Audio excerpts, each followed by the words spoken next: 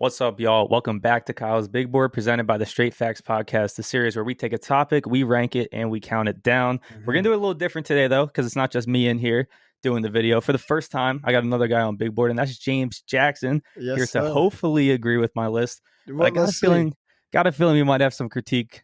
See, you already know if you're starting out like that, it means I gotta supervise the list a little bit. So go ahead, do your thing. I'll be here. I'm gonna be here to see what's going on.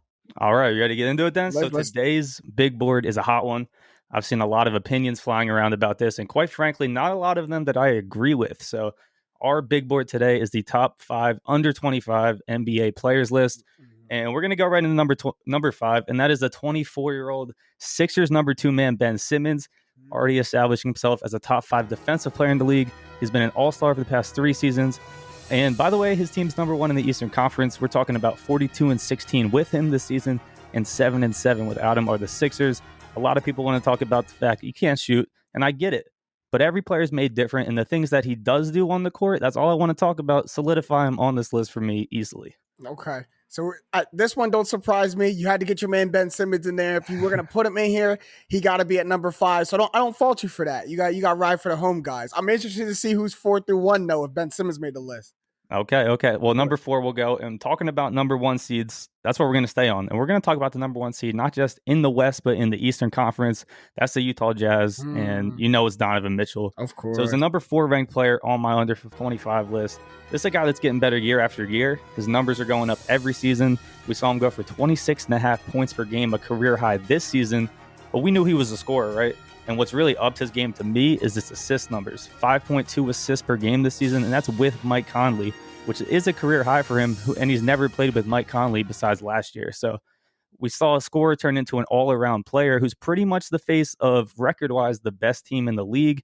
A lot of lists are leaving Donovan Mitchell out, and that's just not something I can agree with right now. I knew you couldn't do it. For everyone who follows the podcast and follows us, we know that Donovan Mitchell is Kyle's guy. He called him a top 10 bucket getter in the league not too long ago. And you got to give the man the props. I mean, he's the leader of the number 1 team in the NBA, so not surprised he made it here. But you got, man, I need to see some people 3 through 1, man.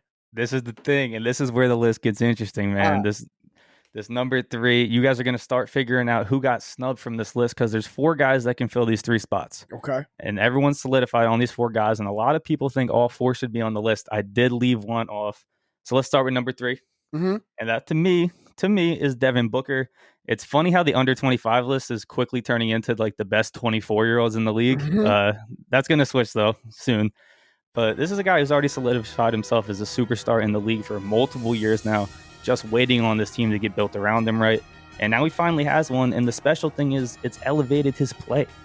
Few in the league can score like Book can, and even a fewer amount of that bunch are smarter in doing so. I mean, this man went for 70, right? Yep. Just one game, but I can count on the fingers the amount of people I think can go for 70. This man did it. And he's proven a lot in this current playoff run, and there's a real shot we could see Devin Booker competing for a title when it's finals time. I got him at 3. I know this is your son's team.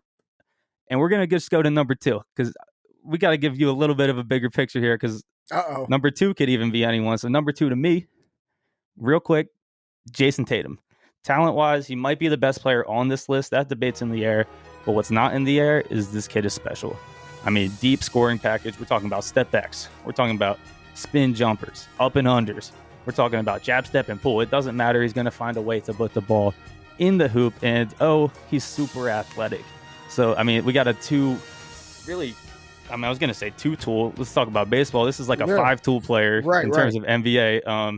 And it's been a down year for the Celtics compared to their recent performance, but trust me, Jason Tatum's not going away. He had a great year. I know he started slow, he turned it around.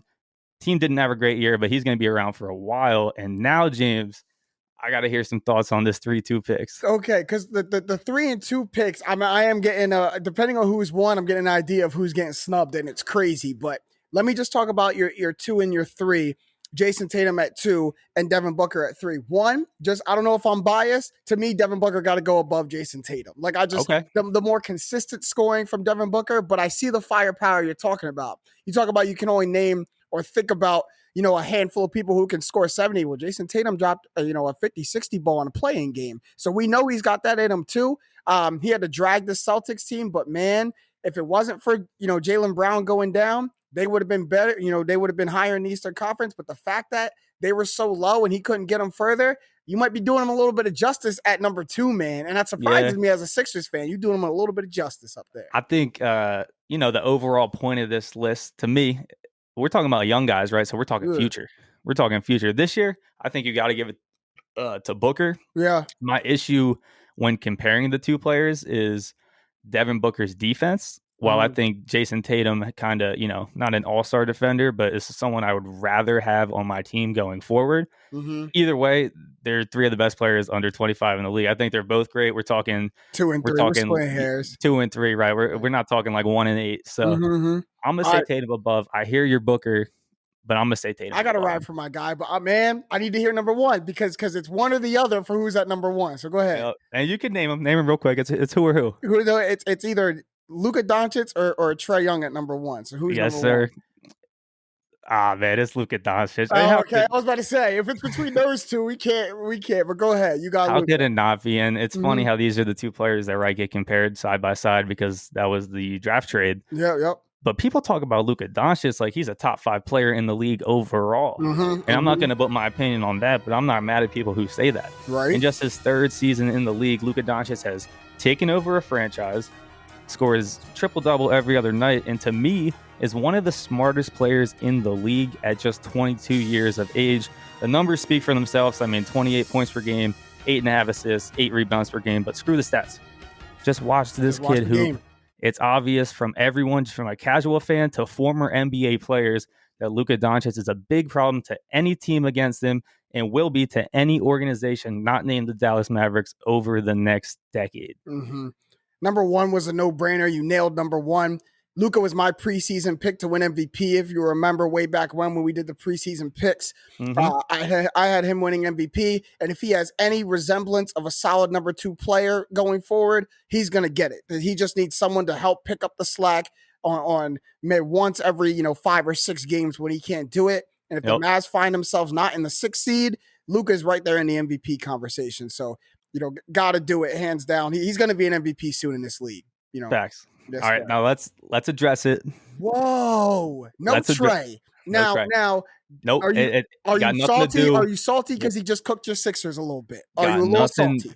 It's got nothing to do with this playoff series at all. It can't have anything to do because if it had something to do with this playoffs, he got to be on the list. So tell me, why did Trae Young beats us? I got to reevaluate my list. Redo the list.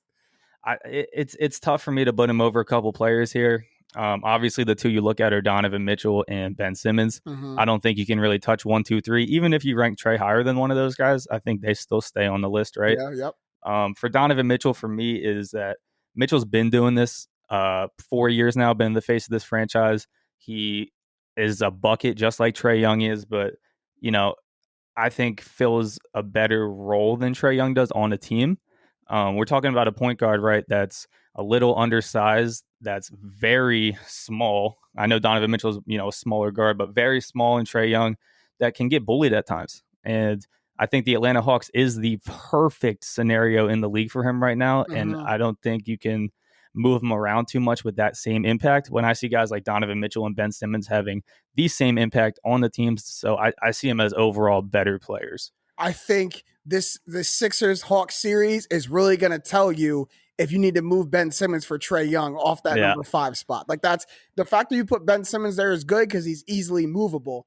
But we'll see who's got more impact because game 1, impact's going Trae Young's way. Now let's see for the rest of the series where that impact lies. But Mr. Simmons had like 6 or 7 turnovers in the first quarter the other night. I was at the game, man. You don't gotta remind me. Yeah, that was tough. I like this list though. I can co-sign it.